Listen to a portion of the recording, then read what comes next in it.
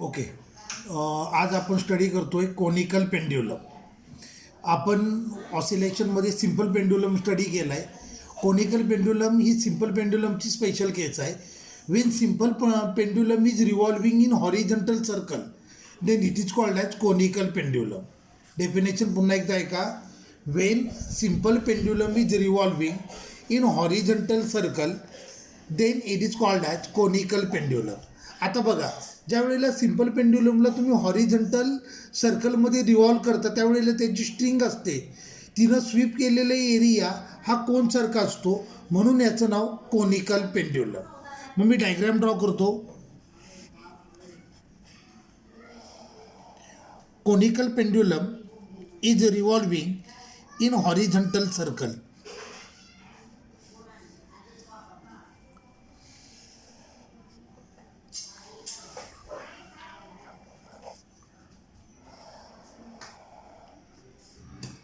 हा angle theta, L length of pendulum, H is axial height of cone, like that. R is radius of circle. Okay. आता या पॉईंटला बघा, पेंड्युलमची bob आहे, तिचं weight mg, act will in vertically downward direction, आणि हा फोर्स ऑफ ॲक्शन आहे. याची रिॲक्शन पेंड्युलममध्ये असेल, पेंड्युलमच्या थ्रेडमध्ये असेल. हे झालं टेन्शन T0. टेन्शनला मी दोन कंपोनंटमध्ये रिझॉल्व करतो. हा अँगल थीटा, हे झालं T0 कॉस थीटा, तर हे झालं T0 साइन थीटा. नीट लक्ष द्या. When simple pendulum is revolving in horizontal circle it string sweeps area of cone, so it is called as conical pendulum. Okay. आता कोनिकल पेंड्युलमची बॉब आहे ती एका आर्बिटरी पोझिशनला आहे. या पोझिशनला त्याचं weight act will in vertically downward direction, हा फोर्स ऑफ ॲक्शन आहे. याची रिॲक्शन थ्रेडमध्ये येईल आणि थ्रेड टॉट होईल, त्याच्यामध्ये टेन्शन डेव्हलप होईल. So T0 is tension. टेन्शनला दोन कंपाऊंडमध्ये रिझॉल्व केलं. T0 cos theta vertically upward direction, T0 sine theta along radius toward centre. मग आता लक्ष द्या, T0 sine theta this is component of tension acting along radius toward centre, म्हणजे हा सेंटिपिटल फोर्स झाला. सो हे आलं T0 sine theta is equal to mv² upon r.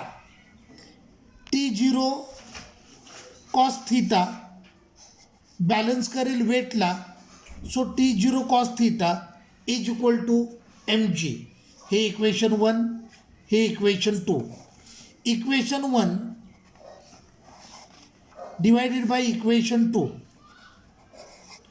So T0 sine theta divided by T0 cos theta is equal to mv² upon r divided by mg. T0 cancel झालं. Sine theta upon cos theta म्हणजे tan theta, इथे m देखील cancel होईल. So tan theta is equal to v² upon rg. This is angle made by string of conical pendulum with vertical. हाच formula आपण banking of रोडमध्ये पण study केला आहे. हा फॉर्म्युला बँकिंग ऑफ रोडमध्ये पण आपण प्रूव्ह केला आहे. पण तिथे टॅन थीटा अँगल म्हणजे थीटा अँगल विथ हॉरिझॉन्टल होता, तर इथे angle with vertical. This is angle made by string of conical pendulum with vertical. Clear झालं. डेरिवेशन अगदी सोपं आहे. पहिल्यांदा मी काय केलं बघा, T0 sine theta component act होतोय अलॉंग रेडियस टुवर्ड सेंटर, म्हणून तो या केसमध्ये सेंटिपिटल फोर्स असणार. म्हणून T0 साइन थीटाला मी घेतलं mv² upon r centripetal force. T0 cos theta vertically अपवर्डला ॲक्ट होतो आहे आणि mg व्हर्टिकली डाऊनवर्डला ॲक्ट होत आहे, म्हणजे T0 कॉस थीटा बॅलन्स करेल mgला, म्हणून T0 cos theta is equal to मी घेतलं mg. Equation 1 divided by equation 2. हे केल्यानंतर मला मिळालं tan theta is equal to v² upon rg. बरोबर आहे. मग ह्याच्यावरनं रिलेशन आलं v² is equal to rg tan theta. Therefore, V is equal to under root RG tan theta. This is linear speed of conical pendulum. कळलं? Linear speed of conical pendulum V is equal to under root r g tan theta. आता बघा, V is equal to r omega, therefore r omega is equal to under root r g tan theta. Therefore omega is equal to under root r g tan theta upon r. ह्या आरला आत घेतो, आत येताना square रूटच्या आत येताना square होऊन आत येणार.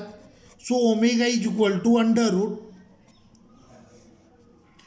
R g tan theta upon r square. Therefore omega is equal to under root g tan theta upon r. Okay, आता डायग्रॅम बघा. आता डायग्रॅममध्ये मला सांगा tan theta is equal to किती येणार. Tan theta is equal to येणार r upon h. बरोबर आहे. डायग्रॅम बघा, टॅन थीटा म्हणजे किती येणार. टॅन थीटा म्हणजे opposite side upon ॲडजेसंट side. So opposite side r, adjacent side h. Since tan theta is equal to r upon h, therefore omega is equal to under root g tan theta म्हणजे r upon h divided by r. r cancel झालं. So omega is equal to under root g upon h. This is angular speed of conical pendulum. कळलं? किंवा from figure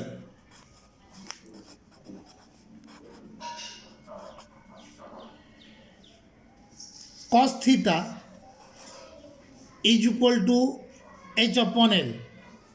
Therefore, h is equal to L cos theta. Therefore, omega is equal to under root g upon L cos theta. So हा झाला angular speed of conical pendulum. आता आपल्याला time period find करायचा आहे. So we know that T is equal to 2 pi upon omega.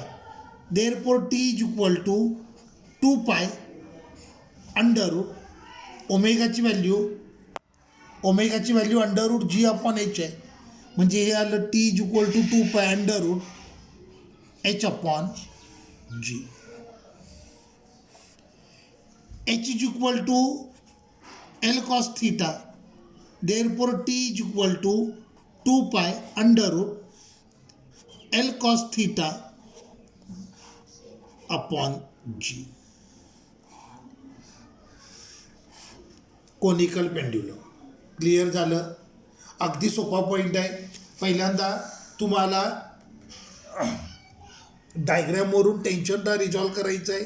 टेन्शनचे 2 component येतील. एक component असेल तो वेटला बॅलन्स करेल आणि एक कंपोनंट ॲक्ट होतो along radius toward centre of circle, म्हणजे तो सेंट्रिपिटल फोर्स असणार. मग त्याच्यावरनं दोघांना इक्वेट केलं.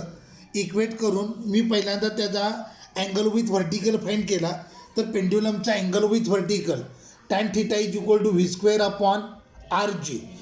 त्यानंतर मी त्याचा लिनियर स्पीड फाइंड केला. V is equal to under root r g tan theta. व्हीला आर ओमेगा पुट केलं, त्याच्यावरनं मी ओमेगाचे रिलेशन प्रूव्ह केले. Omega is equal to under root g upon h हे पहिलं रिलेशन. फिगरवरून आपल्या लक्षात येतं h is equal to l cos theta. त्यामुळे ओमेगाचं दुसरं रिलेशन आलं under root g upon l cos theta. Omega म्हणजे 2 पाय अपॉन कॅपिटल टी. मग त्याच्यावरून टाईम पिरियडचे 2 रिलेशन आले. टाईम पिरियडचं पहिलं रिलेशन आलं 2 pi under root h upon g आणि दुसरं रिलेशन आलं 2 pi under root l cos theta upon g. लक्षात आलं? कोनिकल पेंड्युलम हा सिम्पल पेंड्युलमच असतो, पण तो हॉरिझॉन्टल सर्कलमध्ये रिव्हॉल्व होतो. ज्या वेळेला त्याला तुम्ही हॉरिझॉन्टल सर्कलमध्ये रिव्हॉल्व करता त्यावेळेला त्याची स्ट्रिंग असते, तिनं स्वीप केलेला एरिया हा कोनसारखा असतो, म्हणून याचं नाव कोनिकल पेंड्युलम. आता उद्यापासून आपल्याला स्टार्ट करायचं आहे.